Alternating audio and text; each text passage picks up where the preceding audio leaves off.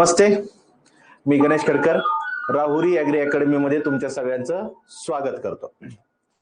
विद्यार्थी मित्रांनो, आपण आता जी 31 मेला राज्यसेवा पूर्व परीक्षा होणार आहे ते समोर ठेवून आपण राहुरी ॲग्री अकॅडमीच्या वतीनं राहुरी पॅटर्न या नावाखाली आपण ती प्रीची बॅच सुरू करत आहोत. आज मी तुमच्या समोर उभा आहे ते तुम्हाला या बॅचचं ओरिएंटेशन देण्यासाठी की या बॅच मध्ये कोण फॅकल्टी असणार आहे, कशा पद्धतीने बॅच चालणार आहे आणि याच्यात मधल्या टेस्ट सिरीज असणार आहेत किंवा आपण तुम्हाला या प्लॅटफॉर्मवर काय काय उपलब्ध करून देणार आहोत हे सगळ्याचं मी तुम्हाला आज ओरिएंटेशन देणार आहे. संदीप सरांनी मागच्या व्हिडिओमध्ये तुम्हाला बॅच विषयी सर्व आयडिया दिलेली आहे. सरांनी हे पण सांगितलेलं आहे की सर आपले प्रमुख मार्गदर्शक म्हणून राहणार आहेत, चीफ मेंटॉर आपल्याला असणार आहेत, परंतु सर या बॅच मध्ये टीचिंगची कुठलीही ऍक्टिव्हिटी करणार नाहीत. ही राज्यसेवा पूर्व परीक्षेच्या बॅच विषयी सरांचा जो वेळ असणार आहे तो बाकीचं आपल्याला मार्गदर्शन राहणारच आहे, मेन्ससाठी असणार आहे. शिवाय आत्ताच्या ज्या येणाऱ्या परीक्षेमध्ये ॲग्री, FSO इतर परीक्षाच्या ज्या जागा वाढ आहे त्यासाठी सर स्वतः लक्ष घालून त्याच्यासाठी पाठपुरावा करणार आहेत आणि इतर वेळी जेव्हा तुम्हाला गरज असेल किंवा आपल्याला आवश्यकता असेल तेव्हा सर आपल्याला मार्गदर्शक म्हणून उपलब्ध असणार आहे. आजच्या लेक्चरमध्ये मी गणेश खडकर तुम्हाला हे सगळं ओरिएंटेशन देणार आहे आणि ही जी आपली राज्यसेवा पूर्व परीक्षेची बॅच असणार आहे ती बॅच जी करणार आहे त्याचं कोऑर्डिनेशन मी करणार आहे. ठीक आहे, तर आपण लगेच जे काय आहे या बॅच मध्ये काय काय असणार आहे त्याविषयी एक एक करून बोलूयात आणि तुमचे काहीही प्रश्न असाल तर तुम्ही मला ते विचारू शकता. राज्यसेवा पूर्व परीक्षा 2026 जी आपली 31 मेला होणार आहे त्या बॅच साठी आपण राहुरी पॅटर्न या नावानं ऑनलाईन जी ज्याला आपण लाईव्ह प्लस रेकॉर्डेड बॅच म्हणतो अशी बॅच असणार आहे. ठीक आहे, वैयक्तिक मार्गदर्शन असणार आहे. लक्षात ठेवा, आम्ही जेव्हा आता हे सगळं तुमच्यासोबत ही बॅच शेअर करत आहोत आमच्या डोक्यात एकच आहे, जे अगदी फ्रेशर्स आहेत त्यांनी आता नव्यानं अभ्यास सुरू केलेला आहे त्या मुलांना सुद्धा त्यांच्या शंका असू नयेत किंवा त्यांना सुद्धा प्रॉपर गायडन्स होईल याची आपण सुविधा उपलब्ध करून देणार आहोत. किंवा इतर काही म्हणजे आणखी काही दिवसापूर्वीपासून जे लोक अभ्यास करत आहेत परंतु काही ना काही कारणाने त्या लोकांचा रिझल्ट राहत आहे तर त्या लोकांनी सुद्धा आता इथून पुढे जे येणारी पूर्व परीक्षा आहे त्यासाठी कशा पद्धतीनं अभ्यास केला पाहिजे यासाठी सुद्धा आपण तुम्हाला मार्गदर्शन उपलब्ध करून देणार आहोत. PDF नोट्स असणार आहेत, तुम्हाला जो कंटेंट असणार आहे तो कंटेंटही आपल्याकडून प्रोव्हाइड होणार आहे. ठीक आहे, डाऊट सेशन होणार आहेत, हे एक आपलं रेग्युलर ऍक्टिव्हिटी असणार आहे शक्यतो दर आठवड्याला. ठीक आहे, दर आठवड्याला तर कंपल्सरीच असणार आहे, परंतु इतर वेळी कधीही तुम्हाला काहीही अभ्यासा रिलेटेड प्रॉब्लेम वाटला तरी तुम्ही संदीप सर असतील, मी असेल किंवा आपले इतर फॅकल्टी या सगळ्यांशी कधीही कॉन्टॅक्ट करू शकता. तुमचं इंडिव्हिज्युअल डाऊट सेशन आपलं रेग्युलर असणार आहे आणि आपण लाईव्हच्या थ्रू सुद्धा तुमचे डाऊट सेशन करणार आहोत. म्हणजे उदाहरणार्थ पॉलिटी हा विषय आहे, तर पॉलिटीचा काही पोर्शन झाला की त्यानंतर तुम्हाला वाटलं काही डाऊट आहे तर मग एकत्रित ते डाऊट आपण क्लिअर करून घेणार आहोत. ठीक आहे, टेस्ट सिरीज नेहमी लक्षात ठेवा, स्पर्धा परीक्षेमध्ये आपण सगळ्यांनीच ऐकलेलं आहे की स्पर्धा परीक्षा आपण जी देतोय ती पुस्तकं वाचायची नाही तर प्रश्न सोडवण्याची आहेत. त्यामुळं या अभ्यास प्रक्रियेमध्ये प्रश्न सोडवणं याला खूप जास्त महत्व आहे. हे समोर ठेवून आपण याच बॅच मध्ये ज्या लोकांनी ही बॅच परचेस करतायत त्यांच्यासाठी याच बॅच मध्ये 10 टेस्ट सिरीज आपण उपलब्ध करून देतो आहोत. त्यामध्ये सब्जेक्ट वाईज टेस्ट असणार आहेत आणि कॉम्प्रिहेन्सिव्ह टेस्ट पण असणार आहेत. कारण तुम्ही जे काही वाचलं आहे ते तुम्हाला कितपत रिकॉल होतंय किंवा फॅक्च्युअल प्रॉब्लेम येतोय, कन्सेप्च्युअल प्रॉब्लेम येतोय हे कळणार कसं आहे जेव्हा तुम्ही टेस्ट सिरीज देणार आहोत. त्यामुळं आपली ही टेस्ट सिरीजची ऍक्टिव्हिटी सुद्धा अतिशय सिन्सिअर असणार आहे. आपले सगळे क्वेश्चन हे राज्यसेवा पूर्व परीक्षा समोर ठेवूनच आपण ते फ्रेम करणार आहोत. त्याचं डिस्कशन सुद्धा तुम्हाला फायद्याचं असणार आहे. त्याच्यानंतर सीसॅट विषयाचा समावेश. खरं तर UPSC ला सीसॅट क्वालिफाईंग आहे आणि MPSC ला क्वालिफाईंग आहे, परंतु डिफिकल्ट लेवल बघितले थोडासा फरक पडतो. पण आपण सीसॅट विषयाचा समावेश करण्यामागचं कारण असं आहे, जे कोणी अगदी नव्यानं मुलं आलेले आहेत त्यांना सुद्धा याच्यात सेफ स्कोर यावा. म्हणजे तुमचं कॉम्प्रिहेन्शन असणार आहे किंवा जे डिसिजन मेकिंगचे क्वेश्चन असणार आहेत किंवा रिझनिंगचे क्वेश्चन असणार आहेत, याचं सुद्धा आपण तुमच्याकडून करून घेणार आहोत. म्हणजे हे सगळं समावेश करण्यामागचा हेतू एकच होता की तुम्हाला वन स्टॉप सोल्युशन मिळावा. राज्यसेवा पूर्व परीक्षेसाठी तुम्हाला दुसरं काहीही करण्याची आवश्यकता पडणार नाही.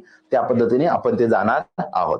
आणि यामध्ये जी आपली फॅकल्टी आहे ते सगळे अनुभवी आहेत, त्यांना राज्यसेवा पूर्व परीक्षा शिकवण्याचा अनुभव आहे आणि त्यातले एक्सपर्ट आहेत.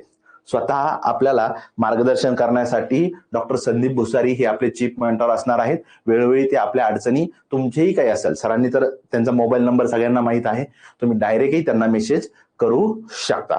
ठीक आहे. आता या बॅच मध्ये आपली जी काही फॅकल्टी आहे सगळ्यांना शिकवण्याचा दीर्घकाळाचा अनुभव आहे जो आवश्यक असतो. हे सगळे लोक यंग आहेत, डायनॅमिक आहेत आणि त्यांच्या विषयात सिन्सिअरली ते इफर्ट्स घेत आहेत आणि तुम्हाला सुद्धा त्याच अप्रोचचा फायदा होणार आहे. मी म्हणजे नाव मी सांगितलेलंच आहे, पुन्हा रिपीट करतो, गणेश खडकर. मी इतिहास आणि चालू घडामोडी हा भाग घेणार आहे. सिद्धार्थ डावकर सर हे सायन्सचे आहेत. लक्षात ठेवा, स्पर्धा परीक्षेमध्ये इव्हन सगळ्याच परीक्षेमध्ये जनरली जे कोणी आर्ट्स बॅकग्राऊंडचे आहेत किंवा जरी टेक्निकल बॅकग्राऊंडचे असले तरी सायन्सला थोडंसं आपल्याला मार्क इश्यू येतो. तर सिद्धार्थ सर अतिशय चांगल्या पद्धतीने तुम्हाला ते सायन्सचे क्वेश्चन घेणार आहेत.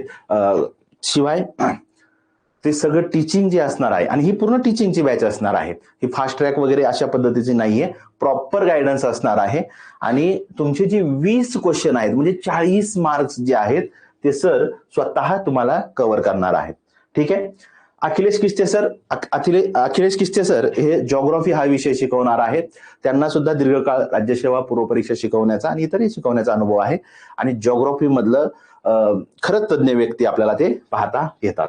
सागरकरे सर जे ऍग्रिकॉसचे स्टुडंट आहेत त्यांना सरांची ओळख आहेच. फक्त आता आपल्या प्लॅटफॉर्मवर आपण सरांना विनंती केली की सर तुम्ही गायडन्स द्यावं. सरांना शिकवण्याचा अनुभव आहे. राज्यशास्त्रामधले अतिशय तज्ञ व्यक्ती आपल्याला पाहता येतात. प्रीतम पाटील सर सुद्धा 7 वर्षापासून वेगवेगळ्या क्लासला ते शिकवतात. त्यांच्या परीक्षा सुद्धा ते वेगवेगळ्या क्वालिफाय झालेले आहेत आणि इकॉनॉमिक्स मध्ये जे काही राज्यसेवा पूर्व परीक्षेला लागतं ना ते सगळं सर तुम्हाला व्यवस्थित सांगणार आहे.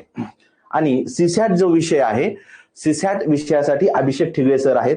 सर्वाधिक दीर्घ अनुभव असणारे सर आहेत. सरांची स्वतःची अकॅडमी आहे, तरी सुद्धा ते आपल्यासोबत टायअप करायला तयार झालेले आहेत, आपल्या विद्यार्थ्यांना गायडन्स करण्यासाठी उपलब्ध झालेले आहेत. त्यामुळे सीसॅट या विषयाचा सुद्धा तुम्हाला प्रश्न राहणार नाही. ठीक आहे. मग नंबर वगैरे दिलेले आहेत. पहिल्या 100 विद्यार्थ्यासाठी आपण 4,500 रुपये इतकी फी ठेवलेली आहे. एकूण फी आपली 5,000 रुपये आपल्याला पाहता येते. ही जी बॅच असणार आहे ही बॅच पूर्णपणे गायडन्स असणार आहे. फास्ट ट्रॅक वगैरे काही नाही, ऍक्च्युअली लेक्चर होणार आहेत. तुम्हाला पुन्हा सांगतो, राज्यसेवा पूर्व परीक्षेसाठी जे जे लागणार आहे ते सगळं टॉपिक आपण इथं कव्हर करणार आहोत. त्यामुळे त्या बाबतीत निश्चिंत राहा. ठीक आहे. आता हे तर सर पण बोलले होते. आता मी आज तुमच्या समोर आलेलो आहे ते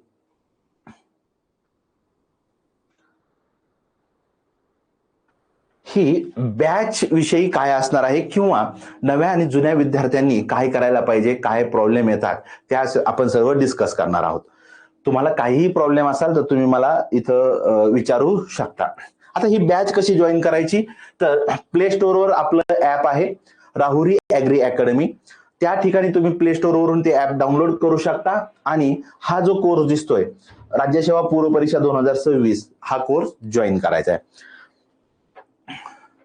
ही जी बॅच आहे तुम्हा लोकांना थोडासा विश्वास यावा, खात्री यावी की तुम्ही योग्य लोकांवर विश्वास ठेवलेला आहे. यासाठी पहिले 8 दिवस आपल्या ऍपवर फ्री उपलब्ध आहे. तुम्ही ती जॉईन करू शकता, तिथं पाहू शकता. टीचरवर तुम्हाला वाटलं की हे तुम्हाला योग्य मार्गदर्शन करणार आहे, तुम्हाला याचा फायदा होणार आहे, तर ते तिथं जॉईन करा आणि डेमो लेक्चरसाठी तुम्ही ऍप आपलं डाउनलोड करून ठेवा. चलो आता ऍक्च्युली आजचं जे माझं काम आहे त्याच्याकडे वळूयात. आता मी हे सर्व नवीन मुलं आहेत असं सर्वांना समोर ठेवूनच मी आज तुमच्याशी बोलणार आहे. खरं तर ही महाराष्ट्र नागरी सेवा राजपत्रित संयुक्त पूर्व परीक्षा आहे. यामध्ये वेगवेगळ्या परीक्षा असतात, ज्या सिव्हिलच्या असतात, ज्यामध्ये डीसी, डीवायएसपी, तहसीलदार इतर वेगवेगळे पद असतात, किंवा ऍग्रीची आहे, FSO ची आपल्याला पाहता येते, टेक्निकल इंजिनिअरिंगचं आपल्याला पाहता येतं. या सर्व परीक्षेसाठी ही एकत्रित पूर्व परीक्षा होत असते. यामध्ये 2 पेपर असतात. पहिला पेपर ज्याला आपण GS चा पेपर म्हणतो, त्याच्यामध्ये 100 प्रश्न, 200 मार्क्स आणि 2 तास वेळ असतो. आणि पदवी एनी डिग्री याच्यासाठी चालते. क्वेश्चन जे असतात मराठी आणि इंग्लिश दोन्ही भाषेमध्ये असतात, MCQ टाईपचे असतात. पेपर दुसरा हा क्वालिफाईंग आहे. 200 मार्क असतात, 2 तास वेळ असतो, पण प्रश्न 80 असतात. 2.5 मार्काला एक प्रश्न आपल्याला जनरली पाहता येतो. ही बेसिक आहे. CSAT क्वालिफाईंग असतं. मिनिमम 33% म्हणजेच 66 मार्क्स तुम्हाला या पेपरमध्ये मिळाले पाहिजेत. ठीक आहे. आता यामध्ये पेपर 2 मध्ये जे काही डिसिजन मेकिंगचे क्वेश्चन असतात त्याला निगेटिव्ह मार्किंग नसतं. परंतु यावर्षी मार्च महिन्यापासून जो MPSCनी परीक्षेमध्ये बदल केलेला आहे तो एक मी इथं हायलाइट करतो. पूर्वी तुम्हाला 4 गोल भरावे लागत होते, 4 पैकी 1 भरावं लागत होतं. जे तुमचं उत्तर असेल तर ते फिलअप करावं लागत होतं. अदरवाईज तुम्हाला अनसॉल्व ठेवायचा असेल तर तुम्ही रिकामा ठेवला तरी चालत होतं. परंतु या वर्षी त्यांनी आयोगानं बदल केलेला आहे. मार्च महिन्यापासून याच्यात 5 गोल केलेले आहेत. जर तुम्हाला त्या प्रश्नाचं उत्तर द्यायचं नसेल, देणं शक्य नसेल, तर तुम्ही अनसॉल्व म्हणून हा 5वा गोल तिथं फिलअप केलं पाहिजे. त्यामुळे इथं पुढे थोडंसं पेपर सॉल्व्ह करणं चॅलेंजिंग आहे. आणि आपण जेव्हा याची सगळ्याची प्रॅक्टिस आपल्या टेस्ट सिरीजच्या माध्यमातून तुमच्याकडून करून घेणार आहोत, ते पण इथं बदल लक्षात ठेवा. आता अभ्यासक्रम हा सगळ्या जे नवीन विद्यार्थी आहेत किंवा जुन्यापैकी ज्यांनी अभ्यासक्रम पाहिला नसेल त्यांच्यासाठी पण आहे. कुठल्याही स्पर्धा परीक्षेचा अभ्यास करताना 2 गोष्टी खूप महत्वाच्या असतात. त्यातली पहिली गोष्ट आहे सिलेबस, की मी ज्या परीक्षेचा अभ्यास करतोय त्याला नेमकं काय विचारणार आहेत, कोणते विषय आहेत हे माहिती असणं गरजेचं आहे. आणि GS1चाच पाहणार आहोत, 200 मार्क्ससाठीचा जो पेपर आहे. चालू घडामोडी दिल्यात सगळ्यात पहिल्यांदा त्यांनी, राज्य, राष्ट्रीय आणि आंतरराष्ट्रीय घडामोडी. ठीक आहे. राज्य, राष्ट्रीय आणि आंतरराष्ट्रीय महत्वाच्या चालू घडामोडी आपल्याला म्हटलेलं आहे. 15 प्रश्न असतात, म्हणजे 30 मार्क्स असतात, लक्षात ठेवा. आपण या बॅच मध्ये चालू घडामोडी मी कव्हर करणार आहे. साधारणपणे जानेवारी 2025 पासून तर तुमची परीक्षा मे महिन्यामध्ये आहे. साधारण मार्च महिन्यापर्यंत करंट आपण तुमचं कव्हर करणार आहोत अतिशय व्यवस्थित पद्धतीनं. आता हे करंट कव्हर करताना सुद्धा सर्व आतापर्यंत राज्यसेवा पूर्व परीक्षेला करंटला कुठल्या पॅटर्नचे क्वेश्चन आलेले आहेत, व्यक्तिविशेष असेल, क्रीडा असेल, पुरस्कार असणार आहे किंवा अंतराळ असणार आहे, लष्करी सराव असणार आहेत, पुस्तकं असणार आहेत, या सगळ्या प्रकारचा जो कंटेंट आहे तो कंटेंटही मिळणार आहे आणि ते तुम्हाला PYQचा अनालिसिसचा सेट पण मी तुम्हाला प्रोव्हाइड करणार आहे.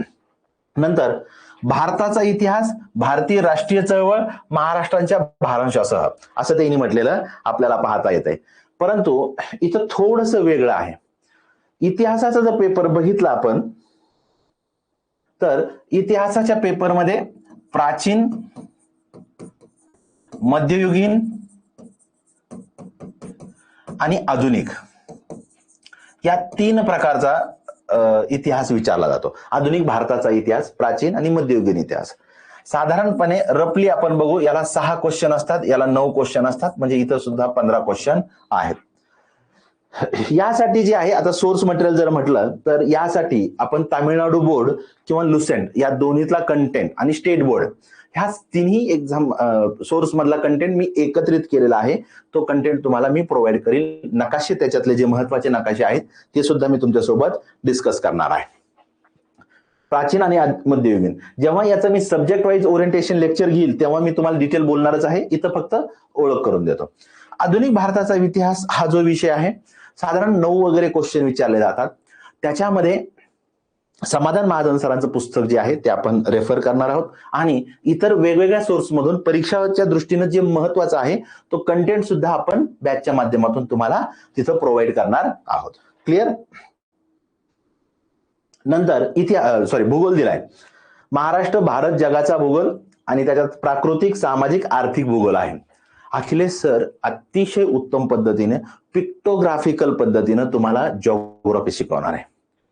ही जी स्पर्धा परीक्षा आहे राज्यसेवा पूर्व परीक्षा त्यामध्ये 2 विषयाला तुम्हाला खूप चांगलं इव्हन आउट ऑफ मार्क्स घेता येतात. त्यातला एक जिओग्राफी आपल्याला पाहता येतो आणि अखिलेश सरांच्या टीचिंगच्या माध्यमातून मी खात्रीनं आणि जबाबदारीने सांगतो तुम्हाला तिथं जिओग्राफीला आउट ऑफ मार्क्स नक्कीच मिळतील. फक्त सर जे सांगतायत त्या पद्धतीने तुम्ही सिन्सिअरली फॉलो करणं गरजेचं आहे. ठीक आहे. आणि आपली प्रत्येक फॅकल्टी जी आहे त्याचं ओरिएंटेशन लेक्चर घेणार आहे. त्या विषयाचं नियोजन कसं असणार आहे, कोणते रेफरन्स मटेरियल असणार आहेत आणि त्यांच्या नोट्स शिवाय इतर काय तुम्ही अभ्यास करण्याची गरज आहे की नाही हे ते ओळख करून देतील. त्याची पण त्या बाबतीत निवांत राहा.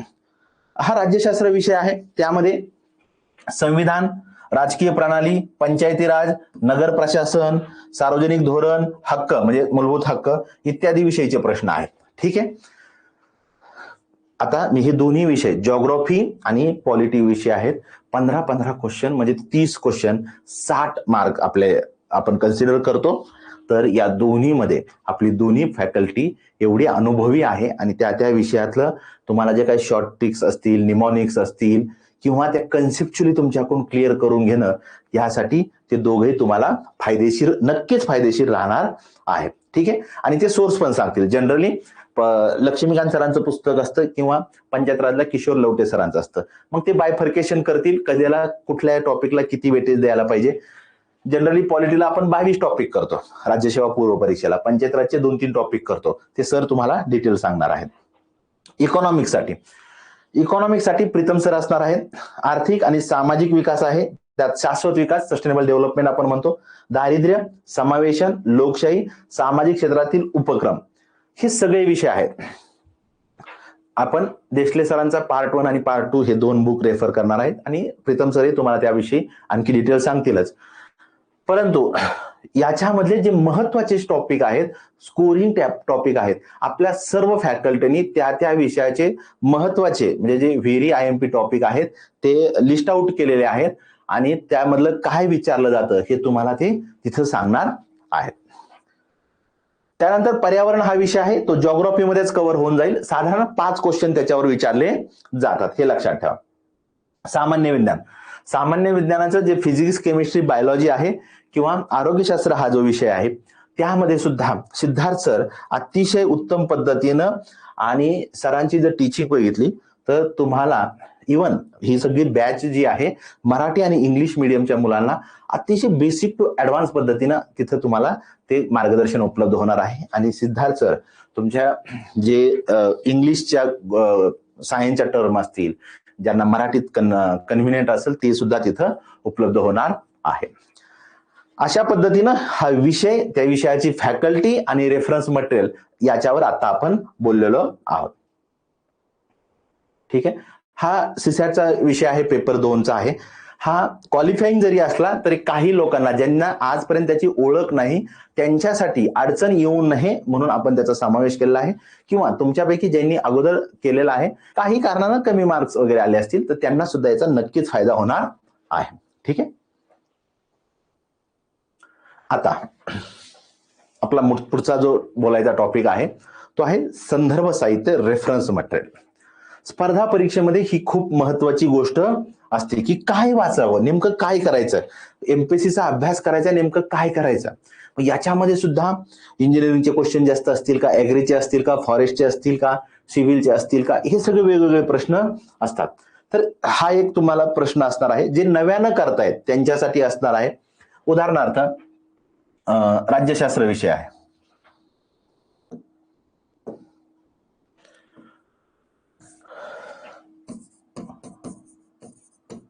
राज्यशास्त्र विषयासाठी लक्ष्मीकांत सरांचं पुस्तक असणार आहे किंवा किशोर लवटे सरांचं असणार आहे. सर गायडन्स करतीलच तुम्हाला. इकॉनॉमिक्स साठी असेल इतिहास, भूगोल,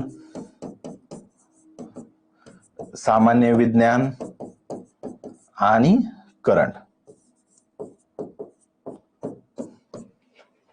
तर ह्या सगळ्या विषयासाठी रेफरन्स मटेरियल आता मी फक्त इथं लिस्ट आउट केलेले आहेत तुम्हाला. अर्थशास्त्रासाठी देशले सरांचं बुक असणार आहे, इतिहासासाठी समाधान महाजन सरांचं बुक आणि लुसेंट किंवा तामिळनाडू बोर्ड किंवा आपलं 11वीचं स्टेट बोर्ड त्यातला कंटेंट असणार आहे.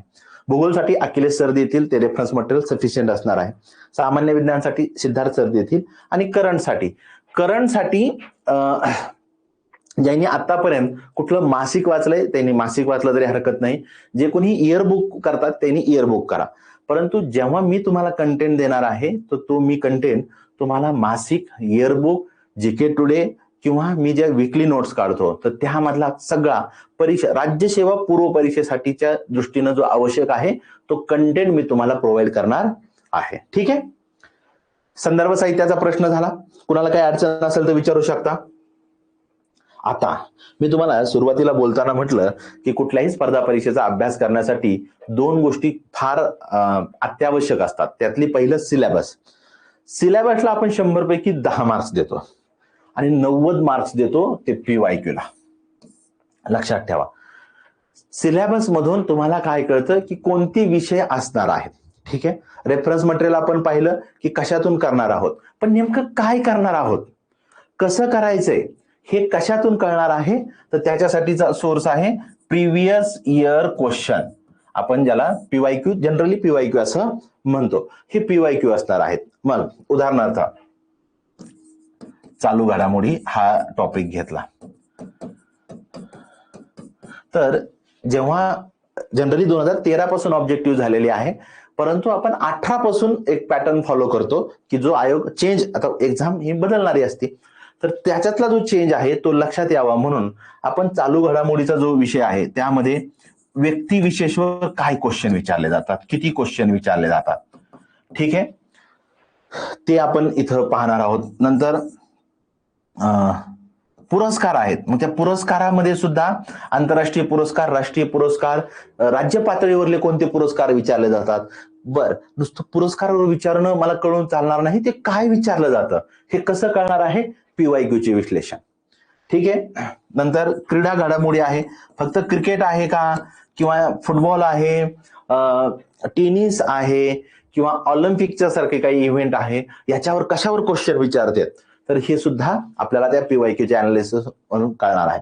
सगळं जे काय असेल ते, आता मी पूर्ण नियम हे करत नाही तर फक्त ते सांगितलं. तर आपली पूर्ण फॅकल्टी, जे सर्व फॅकल्टी आहे ती त्यांच्या विषयातले PYQ तुमच्यासोबत डिस्कस करणार आहे. त्याच्याशिवाय अभ्यासच सुरू करत नाहीत आपण. त्यामुळे लक्षात ठेवा, त्या बाबतीत निवांत राहा. आणि इथं तुमची जबाबदारी पण जास्त आहे. आम्ही म्हणणार नाहीत की पूर्णपणे आमच्यावर अवलंबून राहा. इथं लक्षात ठेवा, आम्ही जेव्हा गायडन्स करतो आम्ही सगळ्यांसाठी करतो, पण तुमच्यापैकी जो कोणी जास्त इनपुट देतो त्याला आउटपुट मिळणार आहे. आम्ही आमची जबाबदारी पूर्ण क्षमतेने पार पाडणार आहोत. मग मी जसं तुम्हाला चालू घडामोडीचं म्हटलं तसं जिओग्राफीचे असणार आहेत. आणि हे तर आपण तुमचे PYQ चे डिस्कशन घेणार आहोत, म्हणजे जे काही विषयाचे क्वेश्चन असतील ते, म्हणजे आता मागच्या वर्षी झालेला पेपर घेणार आहोत, त्याच्या मागच्या वर्षीचा, असं आपण ते डिस्कस करणार आहोत. पण कंटेंट म्हणजे टीचिंग चालू असताना सुद्धा या टॉपिक पैकी कशावर क्वेश्चन विचारले जातात तेही तुम्हाला तिथं सांगितलं जाणार आहे. PYQ विश्लेषण सगळ्यात जास्त महत्वाचं आहे, हे लक्षात ठेवा. तुम्ही सुद्धा आता जेव्हा कधी कुठलाही विषय असेल, उदाहरणार्थ प्राचीन भारत घेऊ आपण, तर प्राचीन भारतामध्ये IVC म्हणजे ज्याला आपण सिंधू संस्कृती म्हणतो, इंडस व्हॅली सिव्हिलायझेशन म्हणतो, त्याच्यावरचा काही प्रश्न आहे का?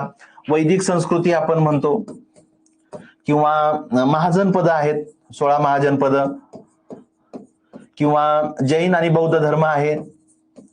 यावरचे जे क्वेश्चन आहेत हे सर्व क्वेश्चन आतापर्यंत विचारलेले क्वेश्चनचं अनालिसिस तुम्हाला आपण उपलब्ध करून देणार आहोत. आणि आपली टीचिंग जी असणार आहे ती PYQ च्या बेसिसवर, शिवाय इथून पुढे त्या टॉपिकवर काय क्वेश्चन विचारला जातो हे सर्व आपण इथं कव्हर करणार आहोत. मी म्हणून म्हणतो, जबाबदारीने सांगतो, या बाबतीत तुम्ही आमच्यावर पूर्ण विश्वास ठेवला तरी तुमचा हिरमोड होणार नाही. फक्त तुम्ही इनपुट द्यायला चुकू नका. ठीक आहे, म्हणून पीवायक्यूचं विश्लेषण महत्वाचं आहे. आणि या टप्प्यावर या विश्लेषणासंदर्भात तुम्हाला काहीही अडचण आली तरी संदीप सरांचा नंबर आहे तुम्हाला, हा जो नंबर स्क्रीनवर दिसतोय 7028276969 हा आपल्या ऑफिसचा नंबर आहे. तुम्ही तिथेही कॉन्टॅक्ट करू शकता किंवा स्क्रीनवर दुसरा नंबर दिलेला आहे 8983434381. या नंबरवर सुद्धा तुम्ही तुमच्या स्पर्धा परीक्षे संदर्भातले काहीही डाऊट असले तरी विचारू शकता. आणि मी नाव पण सांगितलेलं आहे, फक्त पुन्हा एकदा तुम्हाला हायलाइट करतो, गणेश खेडकर. 8983434381 ही पूर्ण बॅच रन करण्यासाठीचं मी कोऑर्डिनेशन करणार आहे. त्यामुळं या बॅच विषयी आणि स्पर्धा परीक्षेविषयी तुम्हाला काहीही वाटलं तरी तुम्ही बिंदास या नंबरवर कॉन्टॅक्ट करू शकता. ठीक आहे, आपण सर्वच फॅकल्टी उपलब्ध असणार आहे, पण इथं फक्त तुम्हाला सांगितलं. चलो, नोट्स लक्षात ठेवा. आता ह्या नोट्स मी तुम्हाला जेव्हा फ्लायर डिस्कस केलं तेव्हा सांगितलं आपण तिथं पीडीएफ नोट्स उपलब्ध केलेल्या आहेत. आता आपला जो अभ्यास आहे तो 2-3 प्रकारचा होतो. एक संदर्भ साहित्य, ज्याला आपण रेफरन्स मटेरियल असं म्हणतो.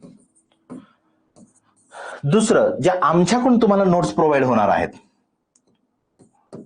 ज्याला आपण क्लास नोट्स म्हणू.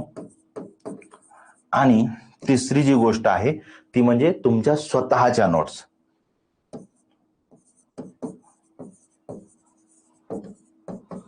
आणि याच्यातलं जर विचार केला तर तुम्ही मला विचारलं की याच्यात सर्वात जास्त महत्वाचं काय आहे आणि ऐनवेळी उपयोगाला काय येतं, तर हे उपयोगाला येतं.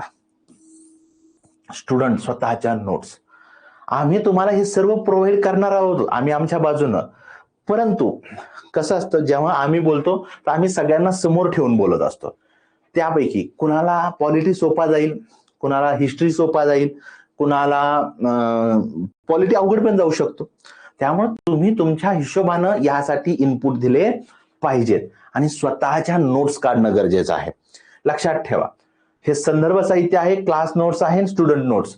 तुम्ही तुमच्या नोट्स काढल्या पाहिजेत. आता नोट्स कशा काढायच्या ते लेक्चरमध्ये आपण बोलूयात, परंतु कुठलाही टॉपिक असेल, IVC असेल, ठीक आहे, तर इंडस व्हॅली सिव्हिलायझेशन, सिंधू संस्कृती, तर यापैकी कशावर प्रश्न विचारतात.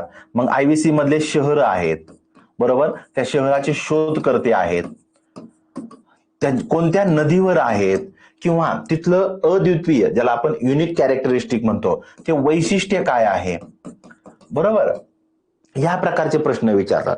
आता नोट्स मध्ये सुद्धा जे तुम्हाला सहजासहजी लक्षात राहतं ते नोट्स मध्ये लिहिण्याची गरज नाही. नोट्स मध्ये उदाहरण जर तुम्ही बघितलं की 100 पानाचं किंवा 500 पानाचं पुस्तक आहे, तर याच्यात तुमच्या ज्या नोट्स आहेत ना त्या मॅक्सिमम 50 पानात झाल्या पाहिजे. लक्षात ठेवा, 500 पानाचं पुस्तक आहे, त्याच्या नोट्स 50 पानात मॅक्सिमम. एखादं ब्लँक पेपर घेऊन त्याच्यावरती लिहिणं गरजेचं आहे. त्या नोट्स मध्ये सुद्धा अशाच गोष्टी असल्या पाहिजेत. एक तर फॅक्ट्स, म्हणजे खूप मायन्यूट फॅक्ट्स आहेत जे विचारले जाते आणि मला रिकॉल व्हायला प्रॉब्लेम येतोय, ती असली पाहिजे. किंवा पीवायक्यूच्या बेसिसवर कंटेंट असला पाहिजे, किंवा एक्सपेक्टेड क्वेश्चन. आता आपण हे क्लासमध्ये पण सगळ्यांना सांगणार आहेत. मी जसं तुम्हाला म्हटलं की यापूर्वी या पॉइंटवर हा क्वेश्चन आलेला होता, उद्या काय विचारलं जाऊ शकतं, एक्सपेक्टेड क्वेश्चन, तो एरिया सुद्धा आपण इथं कव्हर करणार आहोत. लक्षात ठेवा. आणि ह्या सगळ्याच गोष्टी तुमच्या नोट्समध्ये आल्या पाहिजेत. आणि ह्या ज्या नोट्स आहेत ही जेव्हा तुम्ही फायनल रिव्हिजन करणार आहात त्या रिव्हिजनच्या वेळेस ह्या नोट्स तुम्हाला खूप जास्त मदत करत असतात. म्हणून माझं ऍडवाइस असणार आहे की स्वतःच्या नोट्स काढा. आतापासून त्याची बॅच सुरू झाली ना त्याची हळूहळू सवय लावून घ्या. क्लिअर इथपर्यंत? आता वीकली रिव्हिजन. आता हे सगळं आपण ओरिएंटेशन बोलतोय, त्यामुळे सगळ्यांना इथून पुढे आपण कशा मेथडने जाणार आहोत त्याची आयडिया यावी म्हणून हे सर्व सविस्तर बोलत आहे. Weekly revision. लक्षात ठेवा, तुम्ही जेव्हा अभ्यास करता तेव्हा हे जे 6 दिवसाचं तुमचं नियोजन झालं पाहिजे. सोमवार, मंगळवार, बुधवार, गुरुवार, शुक्रवार, शनिवार, या 6 दिवसामध्ये तुम्ही एक मॉर्निंग सेशन असलं पाहिजे, एक इव्हिनिंग सेशन असलं पाहिजे. जनरली मी सांगतोय की मॉर्निंगला 4 तास, इव्हिनिंगला 4 तास आणि जो तुम्हाला अवघड विषय असेल त्याला 2 तास, असं माझं म्हणणं आहे. तुम्ही 10 तासाचं तुमचं शेड्यूल तयार केलं पाहिजे. किती? 10 तासाचं. आपले जे लेक्चर असणार आहेत ते डेली 2 लेक्चर असणार आहेत. 2 सब्जेक्ट आपण घेऊन चालणार आहोत. त्यावेळेस तुम्हाला सुद्धा लेक्चर वर पुरेसा अभ्यास करायला किंवा त्याचं रिव्हिजन करायला वेळ मिळणार आहे. ठीक आहे, या पद्धतीने जाणार आहोत. लेक्चर पूर्वी अभ्यास करा किंवा लेक्चर नंतर करा, ते तुमचा चॉईस. मी म्हणून नंतर केला तरी चालेल. आणि हे सोमवार ते शनिवार तुमचं शेड्यूल असलं पाहिजे. आणि या सगळ्याची रविवारी फक्त रिव्हिजन करायची. रविवार हा आपण रिव्हिजनसाठी ठेवत आहोत. रविवारी नव्यानं काहीही वाचलं नाही पाहिजे. हे जे आठवडाभरातलं वाचताय त्याची प्रॉपर रिव्हिजन होणं गरजेचं आहे. ते आवश्यक आपल्याला पाहता येतं.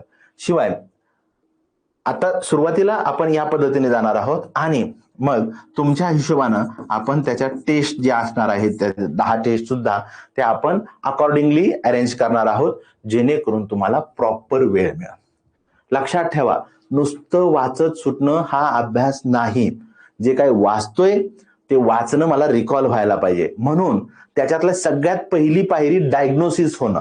आपण डॉक्टरकडे जेव्हा जातो तेव्हा डॉक्टर आपल्याला लक्षणं विचारतात, बाबा रे तुला काय होते, बरोबर आहे की नाही?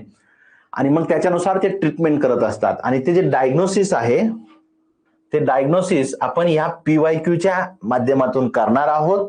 आणि त्याच्यावरची ट्रीटमेंट म्हणजे ही नोट्स असणार आहे आणि ही वीकली रिव्हिजन असणार आहे. ही जी गोष्ट आहे ही तुम्हाला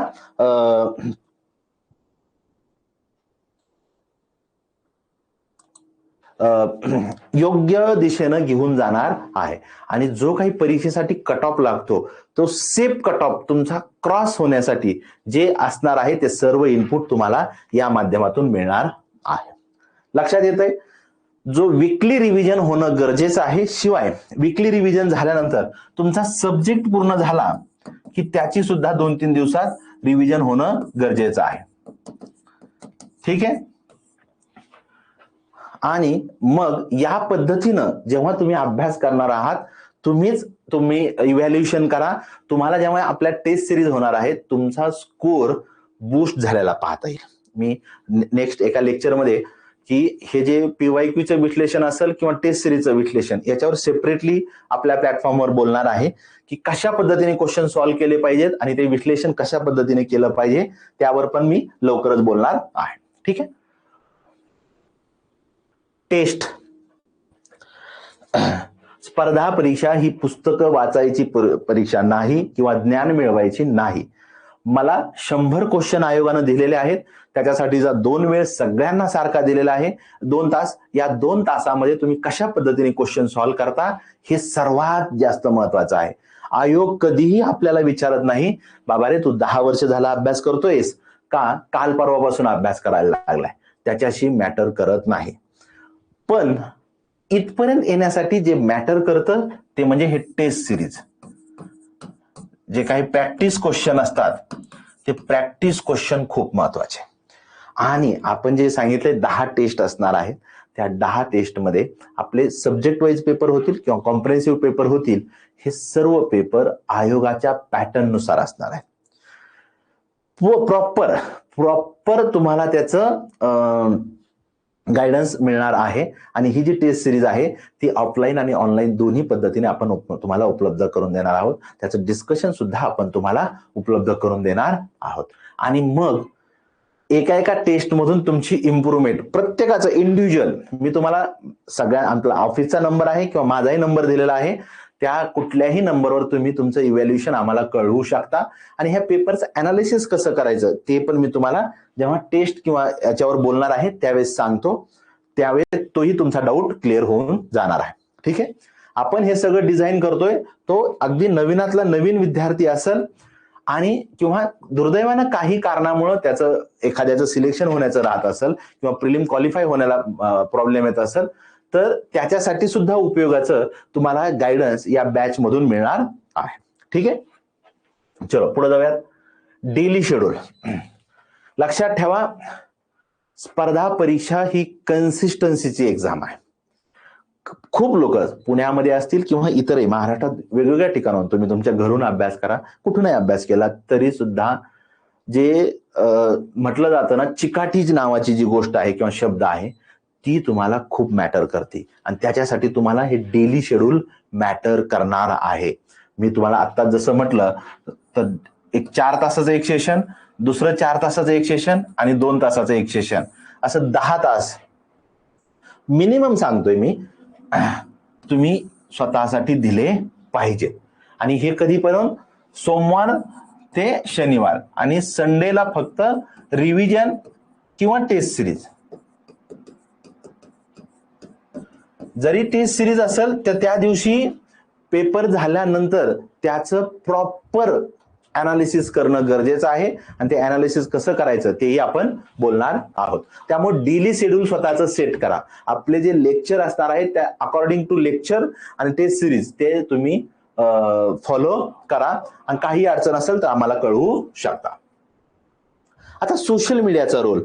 जेव्हा मी सोशल मीडिया असा शब्द म्हणतो त्यावेळेस स्पर्धा परीक्षेच्या विश्वामध्ये 2 गोष्टी आपल्यासाठी फार महत्वाच्या आहेत. एक टेलिग्राम आणि दुसरं युट्यूब. इंस्टाग्राम आहे पण जास्त आपण डेली यूज करतो ते टेलिग्राम आणि युट्यूब. तर यामधून जर तुम्हाला फायदा होत असेल तर ते यूज करा. हे इंडिव्हिज्युअल आहे, परंतु काय होतं बरेचसे विद्यार्थी काय करतात, या क्लासचं थोडं, त्या क्लासचं त्याचं गायडन्स थोडं, हे ते, त्यामुळं कन्फ्युजन वाढतं. तुम्ही कुठलाही क्लास करा, तुमची चॉईस तुमचा आहे, परंतु ज्यांच्यावर विश्वास ठेवून तुम्ही करताय त्यांच्या इन्स्ट्रक्शन स्ट्रिक्टली फॉलो करा. ते लोक जे आहेत ते फार अभ्यासानं डेडिकेटली सिन्सिअरली तुम्हाला काही गोष्टी सांगत असतात आणि ज्यावेळेस ते जे म्हणतील की टेलिग्राम बंद करा, काही लोक करतात बंद, टेलिग्राम नाही यूज करत. कोणी म्हणतं मी युट्यूब वापरत नाही किंवा इतर सोशल मीडियाचे प्लॅटफॉर्म बंद केलेत. तर त्यानं जर तुमच्या अभ्यासामध्ये कॉन्सन्ट्रेशन होत असेल तर नक्की करा. किंवा शक्य होत नसेल तर टाइम स्लॉट ठरवा. टाइम स्लॉट ठरवा की मी 45 मिनिट अभ्यास करल आणि एक 5-1 मिनिटं काय चाललंय हे मी बघल, थोडासा फ्रेश होईल, पुन्हा अभ्यासाला बसल, असे स्लॉट ठरवू शकता. किंवा मी फक्त संध्याकाळी 8 नंतर मोबाईल वापरल, असंही करू शकता. तुम्हाला चॉईस आहे. परंतु मी माझं मत सांगतो, अभ्यास करताना फार सिन्सिअरली करणं गरजेचं आहे. हे बाहेर जर तुम्ही बघितलं, हे एज ऑफ डिस्ट्रॅक्शन म्हटलं जातं. इतकं काय काय तुम्हाला डिस्ट्रॅक्ट करणाऱ्या गोष्टी उपलब्ध आहेत आणि आपल्याला वाटतं पावसाळा आला तर फिरायला जावं, क्रिकेटची मॅच आहे ती बघावी किंवा इतर जे काही प्रत्येकाचे हॉबीज असतील, इंटरेस्ट असतील त्यानुसार. परंतु थोडंसं काही काळ आयुष्यातला थोडंसं फोकसनी, कॉन्सन्ट्रेशननी केलं तर तुम्हाला नंतर रिग्रेट होणार नाही. त्यामुळं हा रोल मर्यादितच ठेवावा, हे लक्षात ठेवा. ठीक आहे. Group study. आता बऱ्याचशा लोकांची ही इन्क्वायरी असती की आम्ही ग्रुप स्टडी करावा का किंवा कोणत्या विद्यार्थ्यांनी ग्रुप स्टडी करावा. तर ग्रुप स्टडीमध्ये मॅक्सिमम 3 ते 4 लोक असावेत. लक्षात ठेवा, ग्रुप स्टडी करताना 3 ते 4 लोक असावेत. आणि ग्रुप स्टडी कुणाला फायद्याचा आहे? जे लोक दीर्घकाळ अभ्यास करतायत, आता त्यांना वाचण्याचा कंटाळा आलेला आहे किंवा थोडंसं कॉन्सन्ट्रेशनला प्रॉब्लेम होतोय, तर त्या लोकांनी ग्रुप स्टडी केला तरी चालेल. किंवा नवीन लोक आहेत त्यांना एकमेकाला शेअरिंग करून ते कन्सेप्ट क्लिअर करून घ्यायच्यात, त्यांनी केला तरी चालेल. पण 3 ते 4 लोक असावेत. आणि जे लोक असणार आहेत प्रत्येकाने PYQ पाहिलेले पाहिजेत आणि टॉपिक ठरवायचा. आज आपल्याला मुघल कालावर बोलायचंय, मुघल आहे किंवा दिल्ली सल्तनत आहे, कुठलाही टॉपिक मी फक्त आपलं उल्लेख करतोय. कुणी राष्ट्रपती घेऊ शकतं किंवा संसद टॉपिक घेऊ शकतात, तुमचा चॉईस राहिला.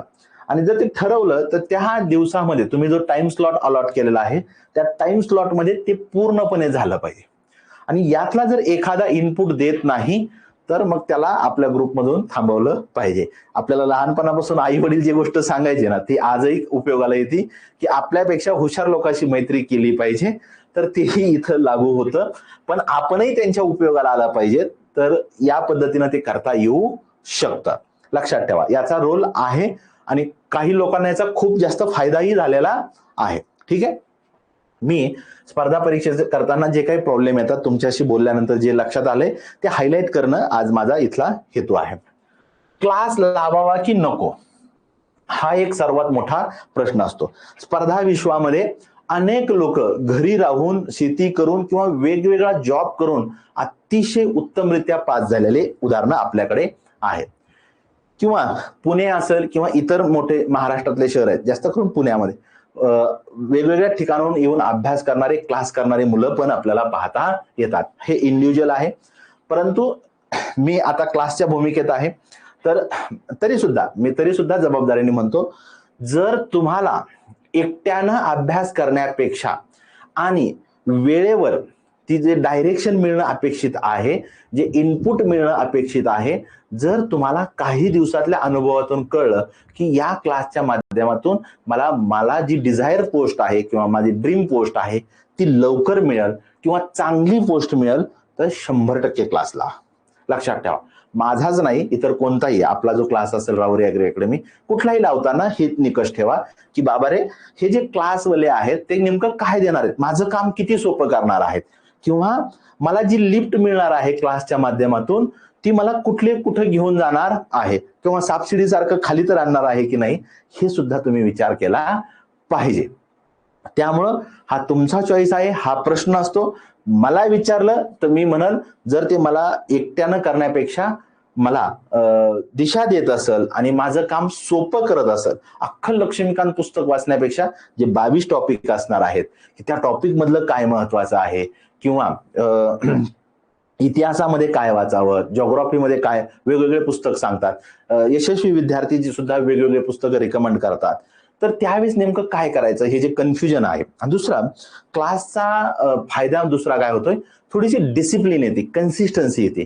कारण आपण काहीतरी पे केलेलं असतं आणि ते पे केलेलं कारणी लागावं म्हणून आपण ते शिस्तीत लावतो. जरी एखाद्या आठवड्यात इकडं तिकडं झालं तर पुन्हा मी क्लासच्या मदतीनं ट्रॅकवर येतो आणि काम माझं सोपं होतं. हे माझं मत इथं पाहता येतं. ठीक आहे. आणि दोन्हीकडे चॉईस आहे. ठीक आहे. आणि आपण आपल्या युट्यूबच्या प्लॅटफॉर्मच्या माध्यमातून सुद्धा तुम्हाला घरी बसून सुद्धा जे अभ्यास करणार आहेत त्यांच्यासाठी सुद्धा आपण योग्य पद्धतीने गायडन्स उपलब्ध करून देणार आहेत. त्याच्यासाठी तुम्हाला आपला राहुरी ॲग्री अकॅडमीचा जो युट्यूब चॅनल असेल, आपलं टेलिग्राम चॅनल असेल किंवा ऍप असेल, या माध्यमातून तुम्हाला तिथं उपलब्ध असणार आहे. हा एक प्रश्न असतो, अभ्यास कुठे करावा, गावाकडे करावा की पुण्यामध्ये करावा. पुणे म्हणजे चर्चेत असतं आपल्यासाठी म्हणून घेतलेला आहे. हा पण सुद्धा तुमचा इंडिव्हिज्युअल चॉईस आहे. आता पहिलं तरी पुण्यामध्ये जास्त होतं, पण कोरोना नंतर आपल्याला पाहता येतं वेगवेगळ्या ठिकाणी, आम्ही जेव्हा कधी बाहेर जातो तेव्हाही आम्हाला दिसतं की वेगवेगळ्या ठिकाणी ग्रुप झालेले आहेत, स्टडी रूम झालेले आहेत. गावाजवळ राहून तुम्हाला हेल्दी वातावरणामध्ये राहून सुद्धा चांगला अभ्यास करता येतो. आणि आता ऑनलाईनच्या माध्यमातून सुद्धा तुम्हाला ते गायडन्स घरी बसल्या सुद्धा उपलब्ध झालेला आहे. हा निकष जो आहे हा आर्थिक परिस्थितीनुसार पण आपल्याला पाहता येतो. अनेक मुलं इथं राहून वेगवेगळे जॉब करून सुद्धा इथं अभ्यास करताना पाहता येतात, किंवा काही गावाकडे राहून सुद्धा खूप चांगल्या पोस्टवर सिलेक्शन झालेले आहेत. त्यामुळं आता असा भेद ठेवू नका. आता हळूहळू थोडंसं ऑफलाईनचं कल्चर वाढायला लागलेलं आहे. परंतु तुम्ही जर इनपुट चांगले देत असाल आणि आपले जे काही ऍक्टिव्हिटी आहे, सकाळचे 2 तास, संध्याकाळचे 2 तास, हे जर तुम्ही स्ट्रिक्टली फॉलो करत असाल, त्याच्यात स्वतःच ऍड ऑन करत असाल, तरी गावाकडे राहून केला तरी तुम्हाला नक्कीच फायदा होणार आहे, तुमची ड्रीम पोस्ट मिळणार आहे. ठीक आहे. आता हा एक वर्ग आहे जे वेगवेगळे जॉब करतायत, कुठल्याही group C, group D, group B, शिवाय क्लास 1च्या पण काही पोस्ट आहेत त्याच्यापेक्षा त्यांना डिझायर किंवा ड्रीम पोस्ट पाहिजे असते ते लोक आहेत, किंवा हाऊस मेकर्स जे आहेत, यांनी अभ्यास कसा करावा हा एक प्रश्न असतो की सर आम्ही जॉब करतोय आणि मला एवढाच वेळ मिळतोय, तर तो वेळ कसा युटिलाइज करू, किंवा आम्ही हाऊस मेकर्स आहोत. जनरली हा शब्द महिलांसाठी वापरला जातो ज्यांचं कुठल्या ना कुठल्या कारणानं विवाह वगैरे झालेला आहे किंवा घरच्या काही जबाबदाऱ्या असतील, लहान मुलं असणारे असतील किंवा कौटुंबिक जबाबदाऱ्या असतील. या दोघांनी कसा अभ्यास करायचा, स्वप्न तर त्यांना स्वस्त बसू देत नाही. माझं स्वप्न आहे क्लास 1 होण्याचं, तर अशा वेळेस काय करणं गरजेचं आपल्याला पाहता येतंय. तर या दोघांनी सुद्धा लक्षात ठेवा, तुम्ही होऊ शकता. तुम्ही तुमचे इनपुट देत असाल तर तुम्हाला तुमची ड्रीम पोस्ट मिळणार आहे. लक्षात ठेवा, आपल्या अकॅडमीच्या माध्यमातून सुद्धा जेव्हा आपण मेन्सचं गायडन्स उपलब्ध करून देतो किंवा मॉक इंटरव्ह्यूचं आपण गायडन्स उपलब्ध करून देतो, तेव्हा आमच्या लक्षात आलं की अगदी रिमोट एरियामध्ये सुद्धा राहून काही महिला मुली जे आहेत त्या अभ्यास करतायत. अनेक मुलं असे आहेत जे जॉब करतात, मुलं मुली दोघं पण. त्या दोघांनी सुद्धा आता इंटरव्ह्यू पर्यंत गेलेले आपल्याला पाहता येतं. तर ह्या दोघाही वर्गांसाठी आपला जो ऑनलाईन प्लॅटफॉर्म आहे तो उपलब्ध असणार आहे. आणि जे लेक्चरचं शेड्यूल आहे या वर्गाने सुद्धा मी तर तुम्हाला नंबर दिलेला आहे. तुम्हाला काही अडचण असेल तर तुम्ही या नंबर, स्क्रीनवर पण नंबर दिसत असेल पहा, 89 83 43 43 81 किंवा आपला ऑफिसचा नंबर आहे, या नंबरवर कॉन्टॅक्ट करू शकता. आपण तुमच्यासाठी वेगळा इंडिव्हिज्युअल प्लॅन सुद्धा मी तुम्हाला करून द्यायला मदत करणार आहे. त्यामुळे तुम्ही सुद्धा निवांत राहा. हा येस, तेच हाच तो मुद्दा आहे की तुम्ही वर्किंग आहात तर तुम्ही कसा अभ्यास करावा. आणि जर तुम्ही आता बॅच जॉईन केली किंवा तुम्ही बॅच जॉईन नाही केलेली तरी सुद्धा तुम्हाला जी काही अडचण असेल तर तुम्ही आपल्या ऑफिसच्या नंबरवर किंवा माझ्या नंबरवर किंवा सरांच्या नंबरवर कळवा. आपण तुमच्यासाठी इंडिव्हिज्युअल गायडन्स, मी तुम्हाला सुरुवातीलाच म्हटलेलं आहे की तुम्हाला इंडिव्हिज्युअल गायडन्स असेल, तुमच्यासाठी सेपरेट प्लॅन कसा करता येईल तुमच्या अकॉर्डिंग. कारण कुणाचे वर्किंग आवर वेगळे असतील किंवा फॅमिली टाइमचा जो काही त्यांचा वेळ जाणार आहे तो वेगळा असणार आहे. त्यामुळं तुमचा सुद्धा प्रश्न आम्ही हायलाईट केलेला आहे आणि तुम्हाला तुमच्या शेड्यूलनुसार आपण प्लॅन तयार करून देणार आहोत. आणि कसा अभ्यास करायचा, विकेंड कसा युटिलाइज करायचा, जे हॉलिडे असतील त्यावेळेस कसा अभ्यास करायचा त्यानुसार बोलणार आहे. कारण आता जर मी बोललो तर ते जनरल होईल, कारण हा वर्ग तुलनेनं कमी आहे पण महत्वाचा आहे. तर तुमच्यासाठी आपण तसं इंडिव्हिज्युअली प्लॅन उपलब्ध करून देणार आहोत, त्याबाबतीत निवांत राहा. यस, हा एक वर्ग आहे फ्रेशर्स आणि जुने विद्यार्थी. अभ्यासाची स्ट्रॅटेजी काय असावी. आता आपली जी बॅच असणार आहे ती आपली बॅच बेसिक टू ऍडव्हान्स या पद्धतीने असणार आहे. आपण प्रॉपर टीचिंग करणार आहोत. नोट्स कशा काढायच्या, पीवाय कसे सॉल्व्ह करायचे, निमॉनिक्स काय आहेत, ट्रिक्स काय आहेत, हे सगळंच आपण सांगणार आहोत. आणि जे जुने विद्यार्थी आहेत थोड्या ना थोड्या मार्कामुळे ते थोडस मागे राहत आहेत तर त्यांच्यासाठी सुद्धा ही बॅच उपलब्ध होणार आहे. शिवाय 30 सिरीजच्या माध्यमातून सुद्धा तुम्ही कुठं कमी पडताय त्याचं आपण क्रिटिकल इव्हॅल्युएशन करणार आहोत. येस, हे आपलं असणार आहे. त्यामुळं जे जुने विद्यार्थी असतील किंवा फ्रेशर असतील तर त्यांनी सुद्धा आम्हाला तसं त्यानुसार कळवा. आणि तुमचं काहीही बेसिक ऍडव्हान्स अडचण असू द्या, मला ही गोष्ट समजली नाही, ती गोष्ट समजली नाही, आपली पूर्ण फॅकल्टी आणि स्वतः डॉक्टर संदीप भुसारी आणि आपली राहुरी ॲग्रीची टीम तुमच्यासाठी उपलब्ध असणार आहे. तर हे जे फ्रेशर्स विद्यार्थी आहेत तुम्ही बिनधास्त फुल एनर्जीने अभ्यास करा. आणि जे जुने विद्यार्थी आहेत तर त्या लोकांनी काय करायला पाहिजे तर तुम्ही आमच्याशी कॉन्टॅक्ट करू शकता आणि तुमच्या अकॉर्डिंगली नेमकं तुमचं काय चुकतंय किंवा कुठं कमी पडताय त्याचं डायग्नोसिस करून आपण तुम्हाला पुन्हा ट्रॅकवर यायला नक्कीच मदत करणार आहोत. यस, लेक्चर टायमिंग आणि शेड्यूल. हा, लेक्चर टायमिंग आणि शेड्यूल आपले डेली 2 लेक्चर असणार आहेत, सोमवार ते शनिवार. आणि त्याचं टायमिंग आता जे काय असणार आहे तुम्हाला ऍपवर ते उद्याचं जे लेक्चर आहे, आपले उद्यापासून 2 लेक्चर सुरू होत आहेत, जिओग्राफी आणि सायन्स. अखिलेश सर आणि सिद्धार्थ सर हे आपलं ओपनिंग बॅट्समन आहेत आणि त्यांचं लेक्चरनी सुरू होणार आहे. एक लेक्चर सकाळी असेल, एक दुपारनंतर असेल, हे टायमिंग असतील. सगळं बॅच रिलेटेड जे काही अपडेट असणार आहेत, आपला एक ग्रुप असणार आहे आणि आपल्या ऍपच्या माध्यमातून सुद्धा तुम्हाला ते तिथं डेली कळवलं जाणार आहे. टायमिंग जो असेल तो ऑलमोस्ट फिक्स असेल, कधी फ्लेक्झिबल असेल तर तुम्हाला त्याच्या लेक्चरच्या बदललेली वेळ तुम्हाला लवकरच लक्षात आणून दिली जाणार आहे, जेणेकरून तुमचं त्या बाबतीत काही नुकसान होऊ नये.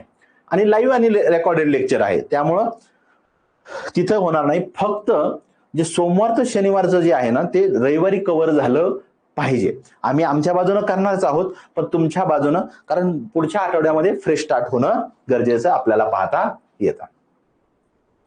हा, आता हा एक प्रश्न असतो की एका वेळी अनेक एक्झाम देतात किंवा फक्त एकच एक्झाम द्यावी, असाही प्रश्न बरेचसे मुलं विचारताना पाहता येतात.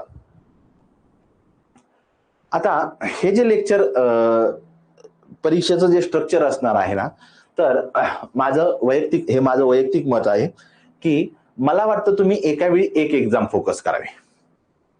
एक्झाम फोकस करणं म्हणजे कसं, आता राज्यसेवा पूर्व परीक्षा आहे, मग याच्यामध्ये सिव्हिल असेल, ऍग्री असेल, FSO असेल, इंजिनिअरिंग असेल, ही सगळी एक परीक्षा मी कन्सिडर करतो. दुसरी परीक्षा UPSC, तिसरी परीक्षा ग्रुप बी, ग्रुप सीच्या पूर्व परीक्षा, ह्या परीक्षा किंवा कोणी बँकिंगचं असतं, हे सगळं. तर मला वाटतं आता आपण सगळी एनर्जी राज्यसेवा पूर्व परीक्षेसाठी लावतोय.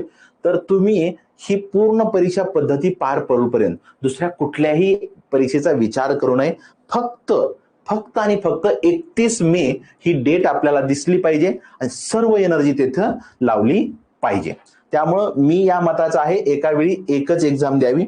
परंतु काही विद्यार्थी असे आहेत ते काही वर्ष अभ्यास करतायत परंतु त्यांना ती पोस्ट मिळालेली नाही. तर अशा वेळेस आपण कन्फ्यूज होतो, जास्त अनेक परीक्षा द्यायला लागतो, पुन्हा आपण ट्रॅकवरून बाहेर पडतो.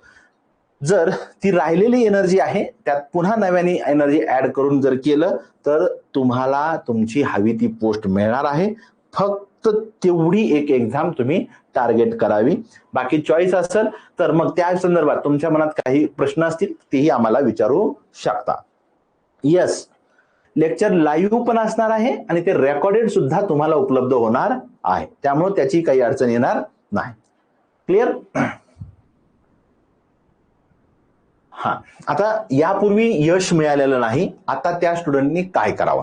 यापूर्वी 4 वर्ष झालं, 5 वर्ष झालं, आम्ही मॉकच्या वेळेस पाहिलं की अनेक विद्यार्थी कधी कधी 2018 पासून करतायत, काही जुने विद्यार्थी पण आपल्याला पाहता येतात, परंतु ते सातत्याने टिकून राहिलेले आपल्याला पाहता येतात. त्यांचं म्हणणं एकच होतं की मला आयुष्य एकदाच मिळालंय आणि मला माझी ड्रीम पोस्ट मिळावी, त्यासाठी मी फुल एनर्जी लावणार आहे. तर ज्यांना ही ड्रीम पोस्ट मिळवण्याची इच्छा आहे, तुमची जी काही प्रत्येकाची इंडिव्हिज्युअल वेगळी असू शकते, तर तुम्हाला पुन्हा हे स्पर्धा परीक्षेमध्येच एनर्जी द्यायची असेल तर फुल एनर्जीनं एक अटेम्प्ट द्यायला पाहिजे. पुन्हा इथं थोडासा विषय वेगळा राहतो की मग प्लॅन बी असावा का आणि किती वर्ष स्पर्धा परीक्षा द्यायचं, याचं इंडिव्हिज्युअली वेगळं आहे, तिथं आपण काही मी बोलणं योग्य राहणार नाही.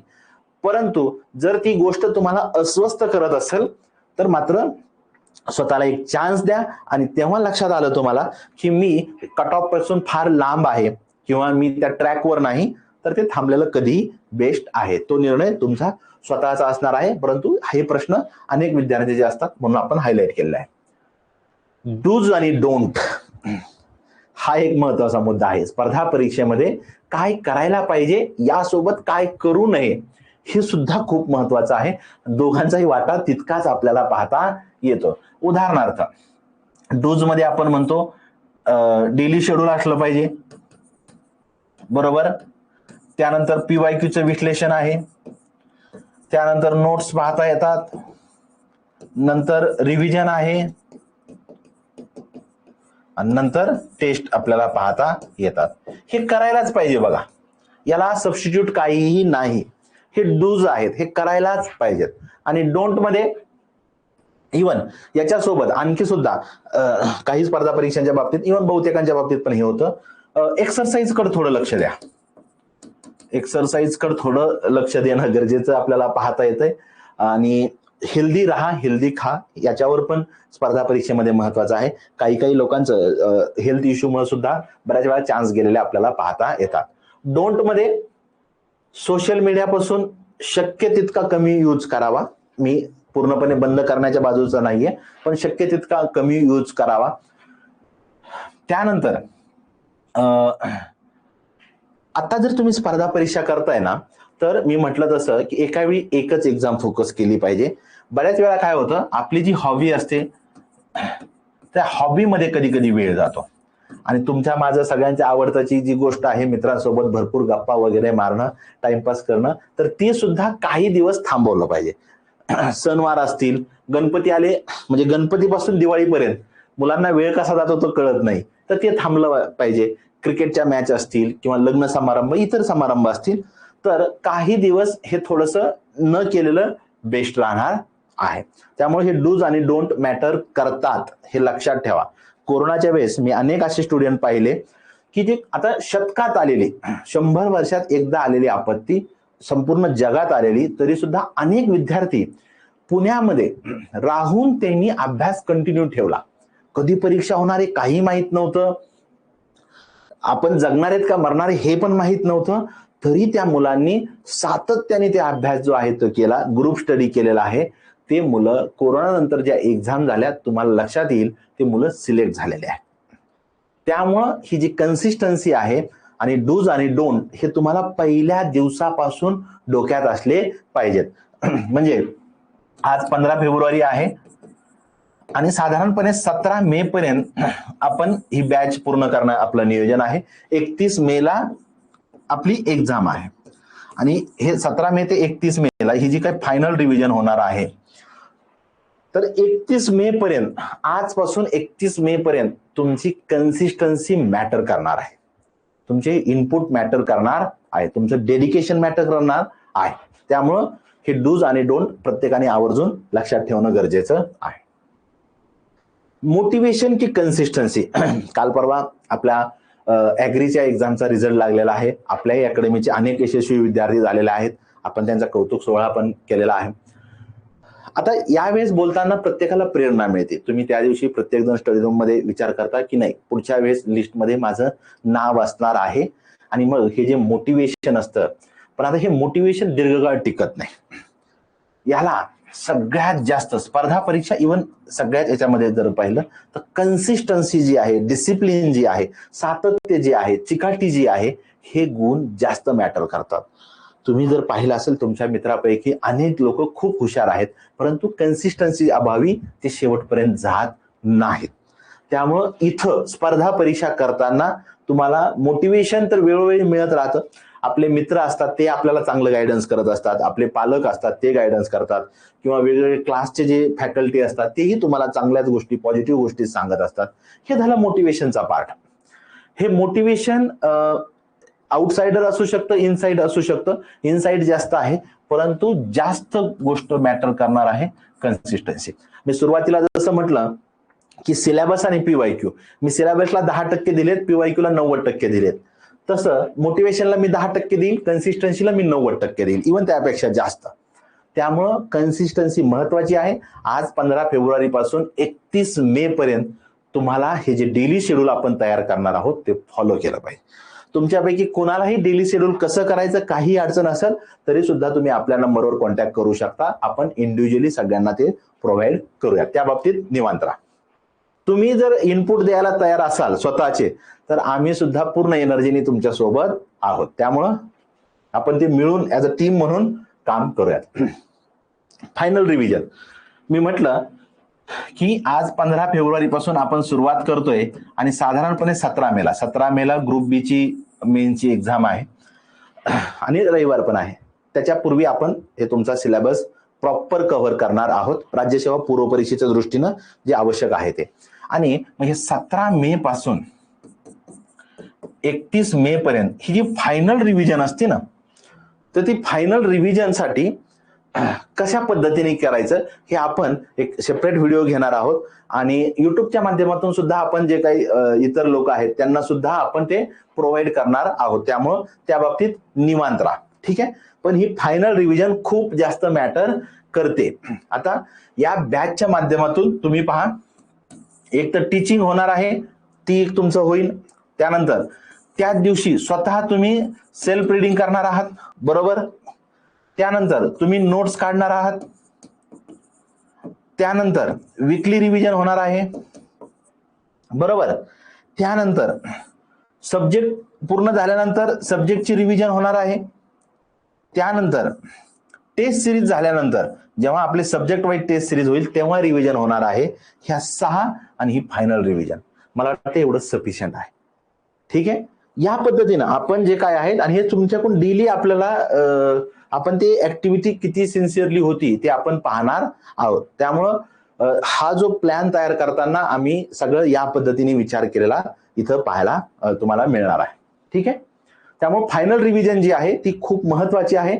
आणि ती फायनल रिव्हिजन पण करताना सुद्धा सगळ्यात सोपा विषय, सगळ्यात अवघड विषय, मग शेवटच्या परीक्षेच्या आदल्या दिवशी काय करायला पाहिजे, फॅक्ट्स कोणते आहेत, पॉप्युलेशनचा डेटा, पॉवर्टीचा डेटा असेल किंवा इतर सायन्सच्या काही तुमच्या अवघड सोप्या विषयानुसार ते आपण इंडिव्हिज्युअली पण बोलूयात आणि मग सगळ्यांसाठी पण पुन्हा एकदा बोलूयात. पण हे चर्चेत असतात विषय म्हणून ते घेतलेले आहेत.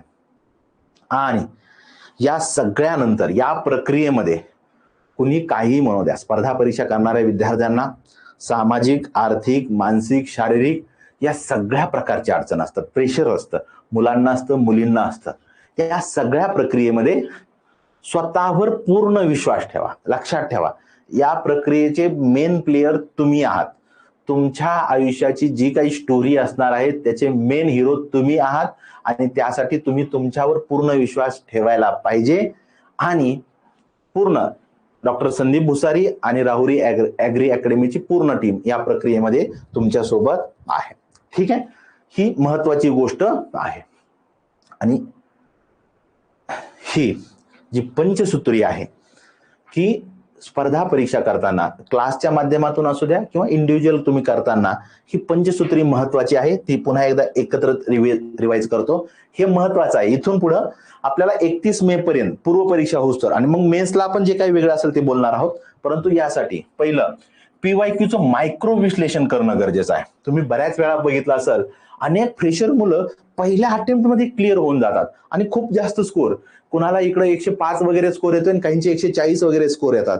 कारण ते लोक हे मायक्रो विश्लेषण करतात आणि जो आवश्यक गोष्ट आहे त्याच्यावरच फोकस करतात.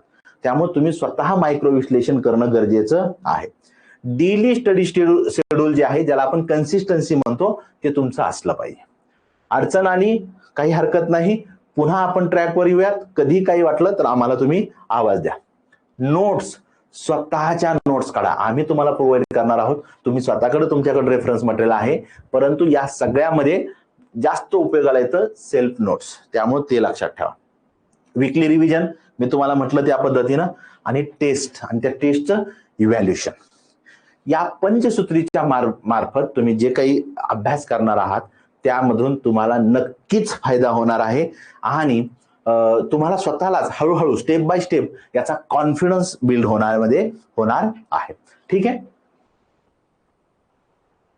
हे सगळं असणार. आतापर्यंत मी जे काही एवढा वेळ बोललेलं आहे हे सगळं समोर ठेवून आपण डॉक्टर संदीप भुसारी यांच्या मार्गदर्शनाखाली आपली ही बॅच, राहुरी पॅटर्न ही बॅच आपण तयार केलेली आहे.